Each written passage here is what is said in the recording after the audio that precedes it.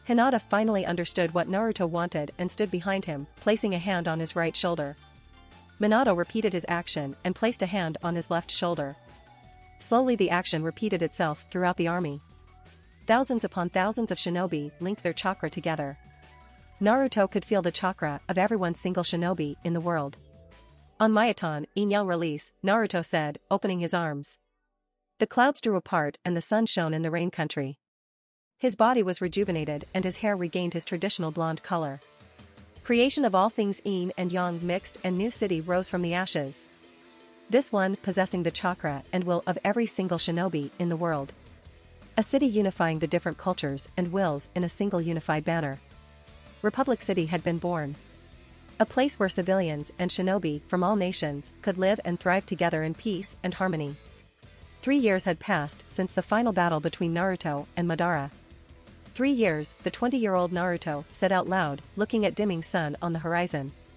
Nothing had changed in his appearance to the exception of a more rugged face and a couple inches in height. He stood clad in nothing but boxers, admiring the darkening sky from the balcony. After the war had been settled and the city was up and running properly, Naruto and Hinata finally had their small wedding ceremony, and were now enjoying their honeymoon in Spring Country. Republic City had become the capital of the elemental nations. The largest city in the world with a population of millions. Their gates were open to the world and anyone who wished to both visit and come to live in the large city. Republic City was home to a variety of iconic landmarks. A spacious city park, compliments of Senju Hashirama.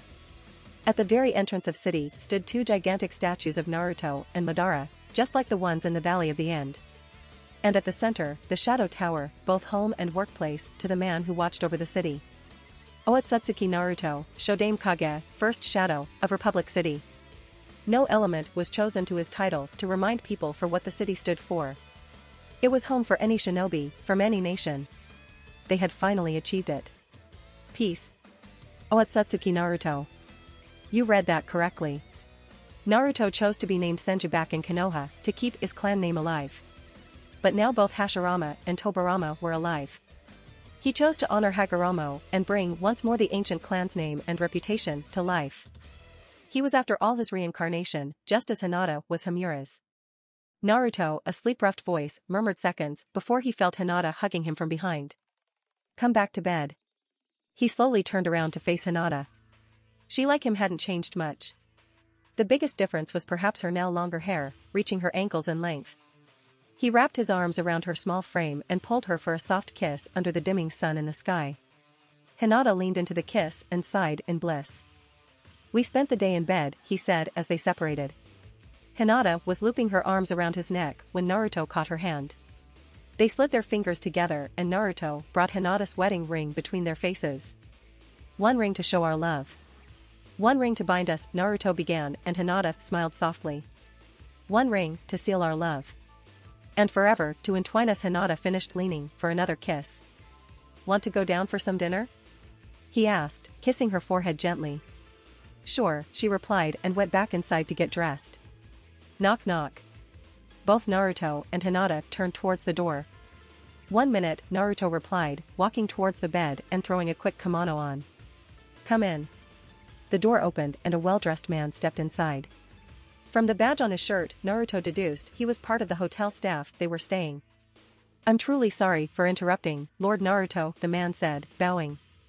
Nonsense, Naruto waved him off. What is it you need? There is a man in the reception that wishes to speak with Lady Hinata, the man informed the couple. Did you tell anyone where we were coming? Naruto asked towards Hinata, who shook her head in denial. Naruto shrugged his shoulders and turned to the hotel man. We will be down momentarily, he replied. The man bowed and left the room. Wait, Naruto said, stopping the man from leaving. Did he give his name? Naruto asked. No sir, the man replied and walked off. Naruto and Hinata came down from their rooms and entered the lobby to speak to this mysterious person. Whatever they were expecting, it certainly wasn't this. The man had pale skin with shaggy white hair and rather sharp, pointed features. He had 6 Magatama designs tattooed on his collarbones to resemble a necklace.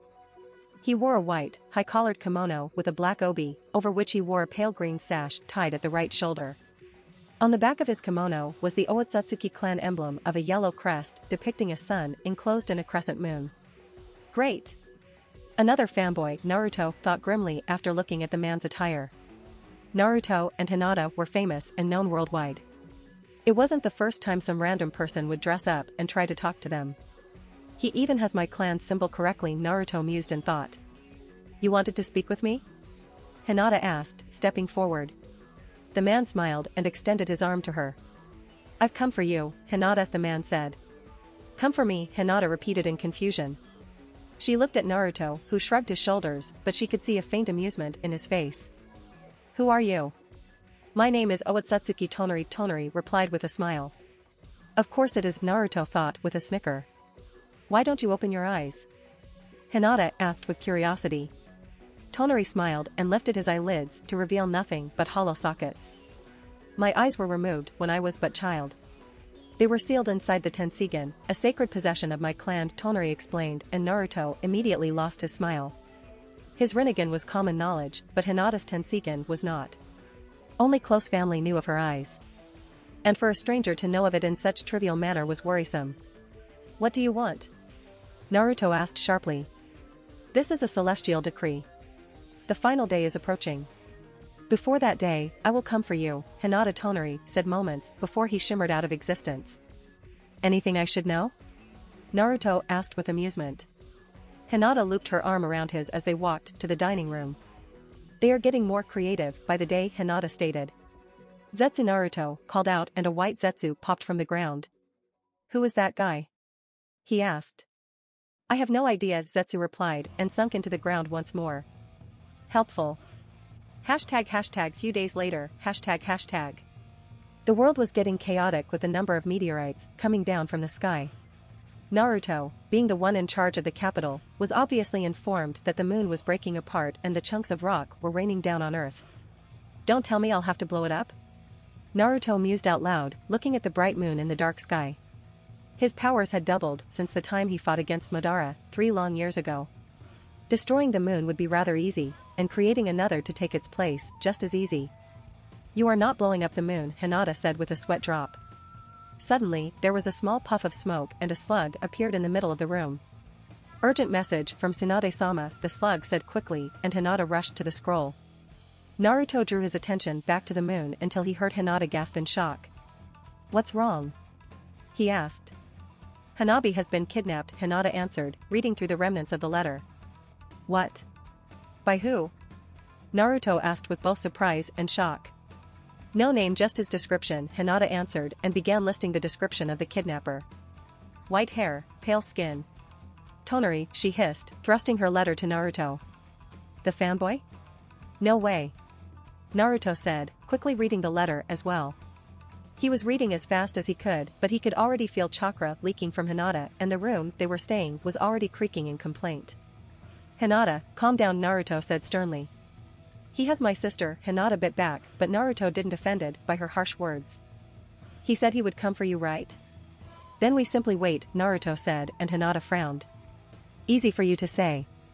He could be hurting her, Hinata said sadly, and sat down at the edge of the bed.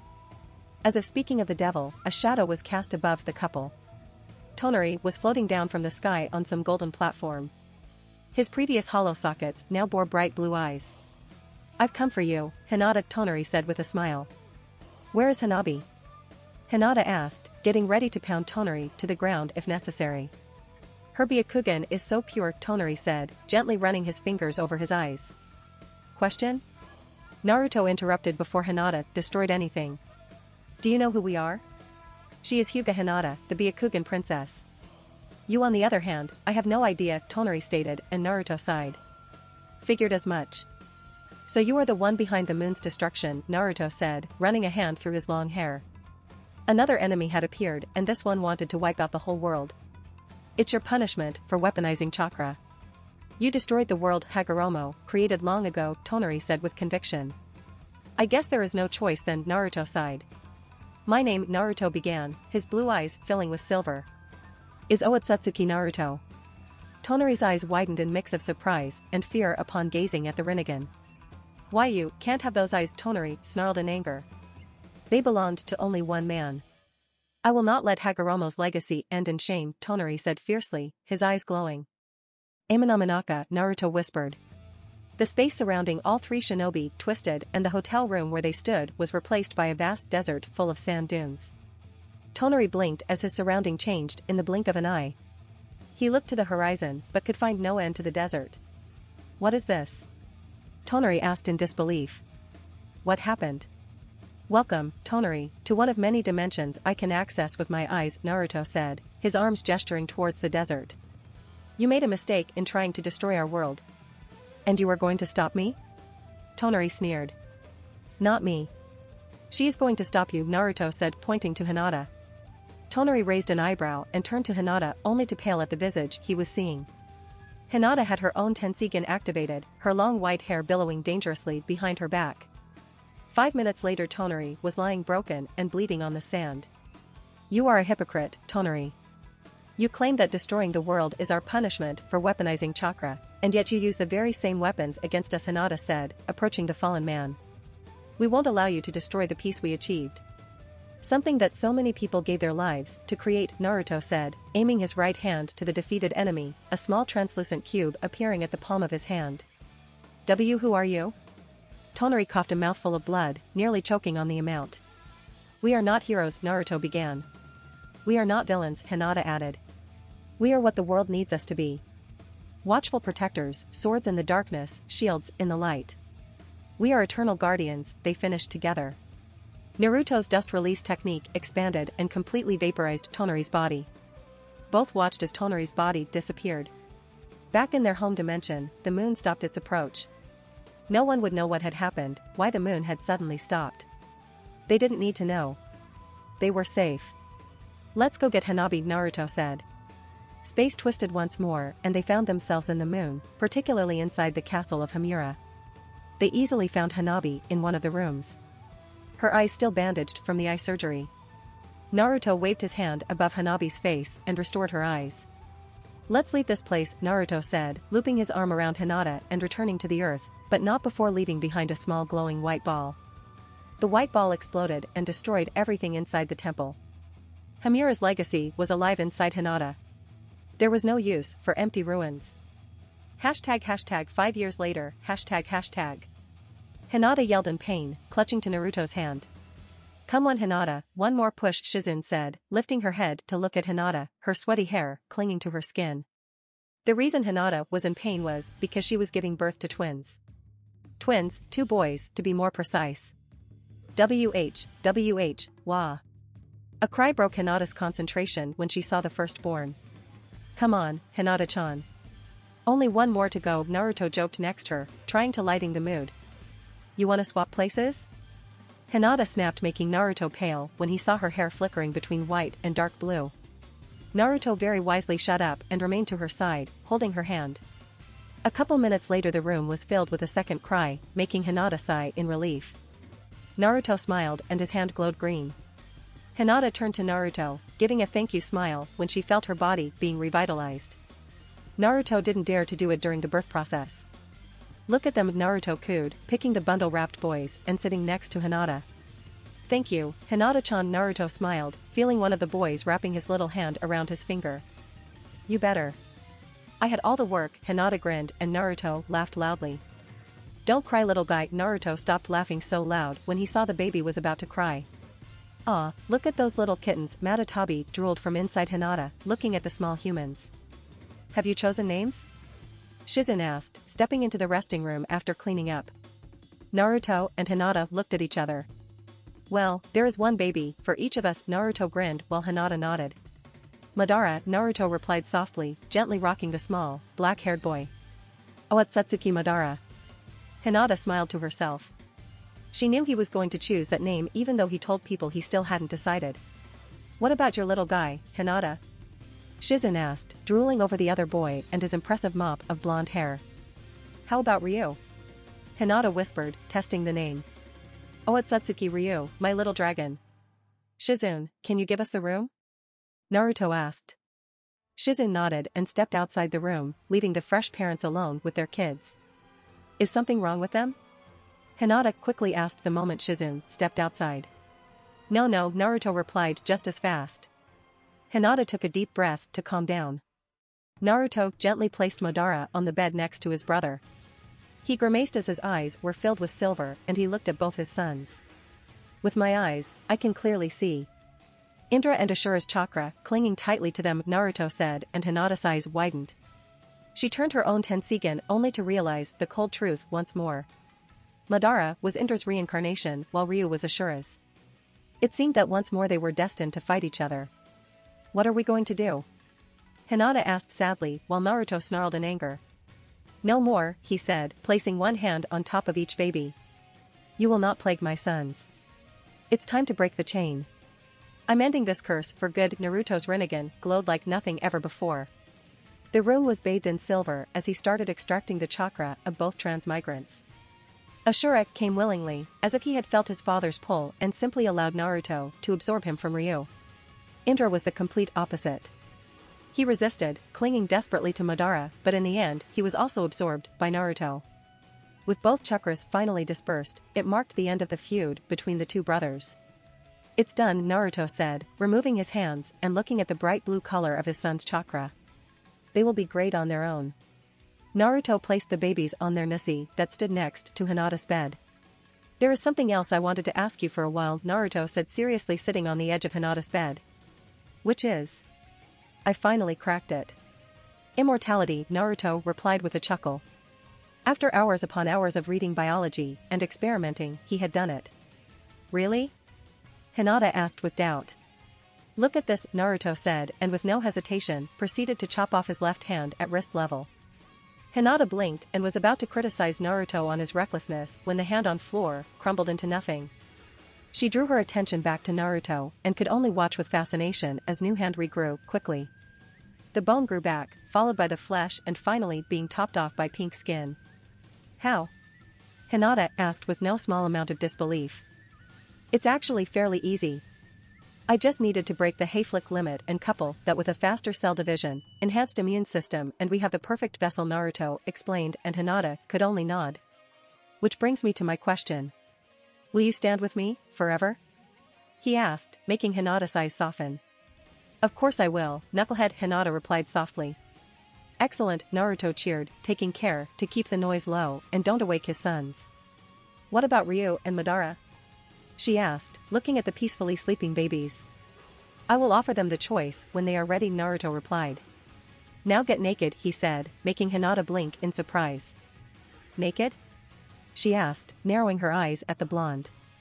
I need to apply a seal, Naruto said, completely oblivious to Hinata's suspicions. She sighed and removed her clothes, lying naked on the bed. Naruto-kun? Hinata asked, drawing the attention from his current work. What seal is this anyway? Hinata asked with curiosity. The seal was being drawn all over her body. The drawing itself seemed like a net all around her skin, with some type of lock sitting right between the valley of her breasts, directly on top of her heart. This might sting a little bit, Naruto said, and closed his eyes and opened them to show the Rinnegan with a silvery glow. Hinata was enveloped in a silver light and she could feel tingling sensations all over her body. Her own Byakugan flared to life to notice what was happening in her body. Her eyes widened when she saw that every single cell in her body was being affected at once. Naruto seemed to be messing with the cellular division since Hinata recognized the patterns. Is he changing the proteins? Hinata wondered. She recognized that Naruto was messing up with her cells, but she didn't recognize what exactly he was doing or the ramifications it would bring. The glow seemed to die down and Naruto placed his hand on top of the seal lock. Fuin, seal, Naruto muttered as the whole seal array glowed whitish before dying down and disappearing completely from view, like he had never been there in the first place. Naruto hummed when he realized that Hinata had asked something. What did you ask again? Naruto asked, rubbing the back of his head. What seal is this? Hinata asked as she started getting dressed. Our body can regenerate itself completely as long as single cell remains.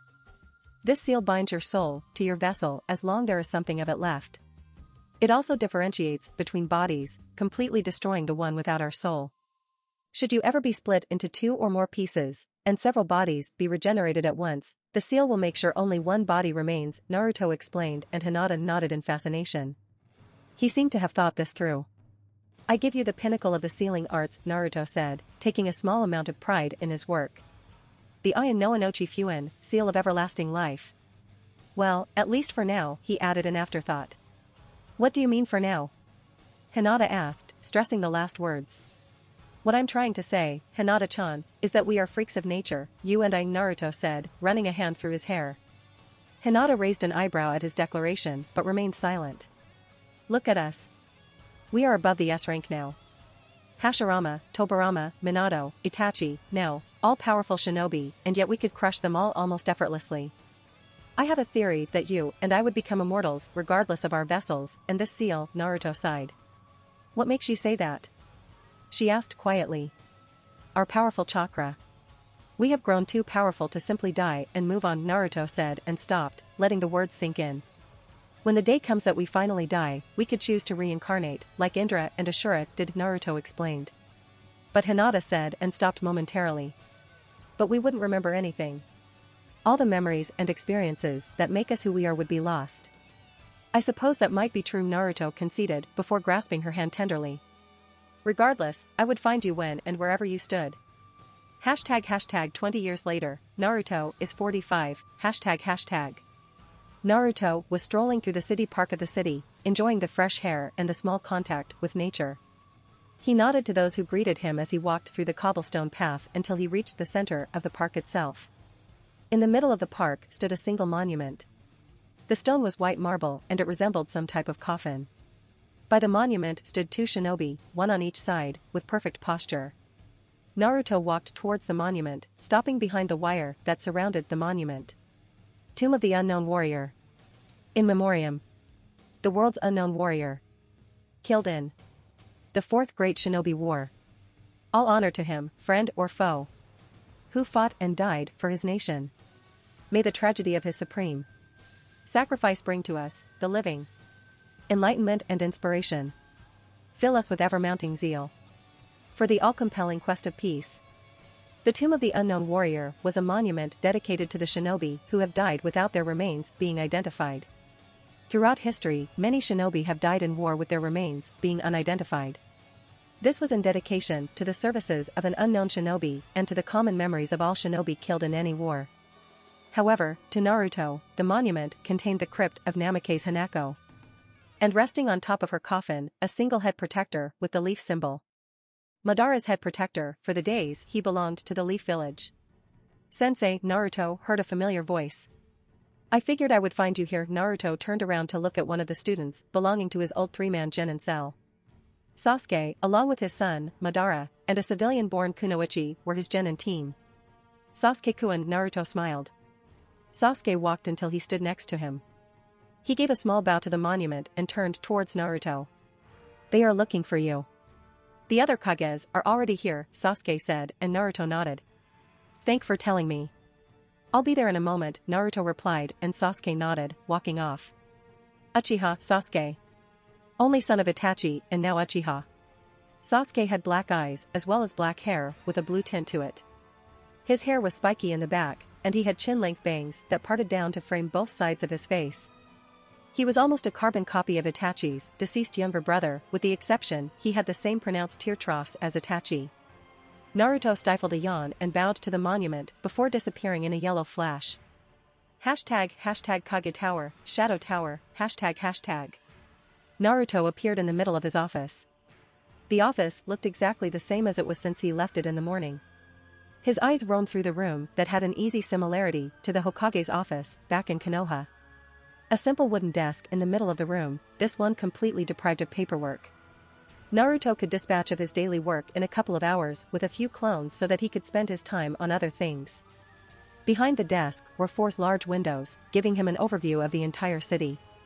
Since the Shadow Tower was the tallest of all buildings, Naruto could see up to the edge of gates from his office. He sat down on the chair, getting almost a nostalgic feeling when the chair shrieked under his weight. On the desk stood a couple of pictures.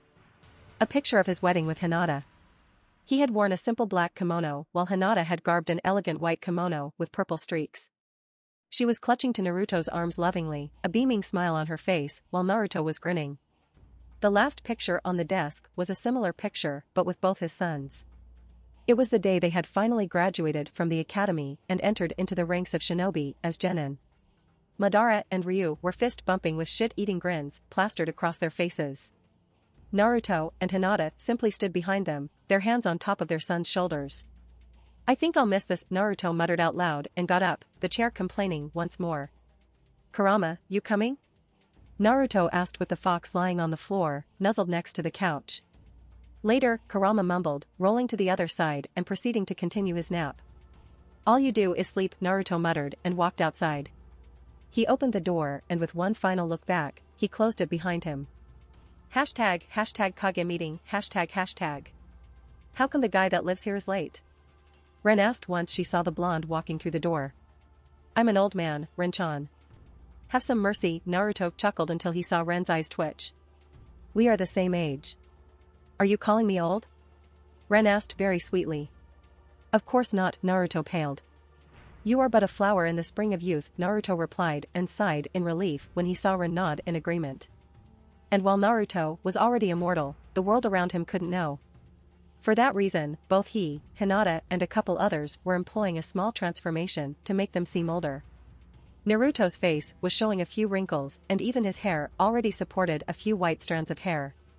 Naruto sat down on his chair and eyed the room. It sure looked very different from the first Kage meeting he attended, all those years ago. Rend Gushiken, Yondame Sechikage. Darui, Godame Reikage. Chojuro, Rokudame Mizukage. Baki, Godame Kazakage. Sarutobi Kanoamaru, Nanadame Hokage. Waraji, Mifyun's son and leader of samurai. Shibuki, the Kage from Takigakure, Hidden Waterfall Village. Husugakure, Yugakure, Hoshigakure, Yumgakure, Ishigakure among several others villages. With the new United Nations system, every village, no matter how big or small, had a representative, being its very leader or a spokesman. There are around 20 people in the meeting, one that happened twice a year unless someone called for one. "So, are you gonna tell us the reason this meeting couldn't wait one more month for the scheduled one?" Darui asked, leaning back on the chair. "This may come as sudden, but I called this meeting to say I'm stepping down," Naruto said, and a silence ensued. Moments later the room erupted in a multitude of questions. Naruto raised his hand and the room quieted down, waiting for his words. "I've held my seat for 28 years. I think it's time for some fresh leadership. As such, I've chosen Uchiha Sasuke, my former student, to take my place. I'll be teaching Sasuke to handle the city for the next couple of years until he's ready," Naruto explained, but everybody remained silent. "But why?" Ren whispered loud enough for everyone to hear. "I have things I need to do before my death." "The city will be in capable hands," Naruto replied, assuring the leaders at the table. "I expect that Sasuke will be taking my place at the next meeting," Naruto said and stepped out of the room, leaving everyone bewildered. A few weeks later, Orochimaru was found dead by Jiraiya spies. The cause of death was declared as accidental jutsu. Hashtag around 40 years later, hashtag. He was called many names. Demon, monster, fox, thunder god, hero, god of the shinobi, the one above all, savior of this world, but I think the names he would be most proud of would be leader, teacher, husband, father, friend. "This is the funeral of Otsutsuki Naruto, the Shodame Kage, first shadow," Sasuke said, looking at the ocean of people standing in front of him. Thousands of people had come to Naruto's burial. They came to thank the man that had changed the world. Overlooking the funeral, standing on top of the shadow tower, stood one very alive Naruto with Hinata by his side. All the signs of age Naruto bore were gone, and were replaced by a young face. Naruto turned to his wife only to see her crying. "Why so many tears?" Naruto asked softly, wrapping his arms around Hinata and burying her head in his chest. It's just. Hinata sobbed.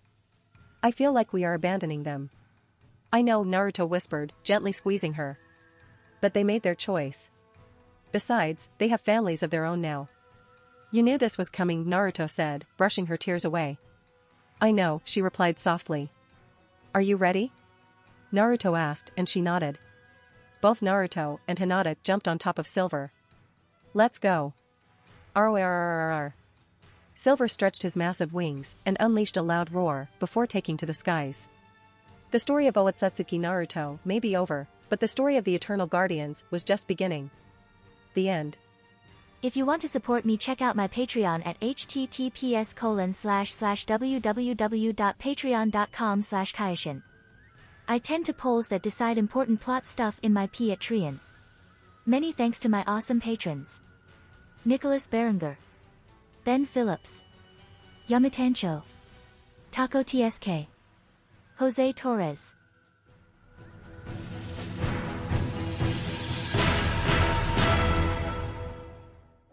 If you enjoyed the content, don't forget to give it a like and subscribe to the channel. I'll be here until next time.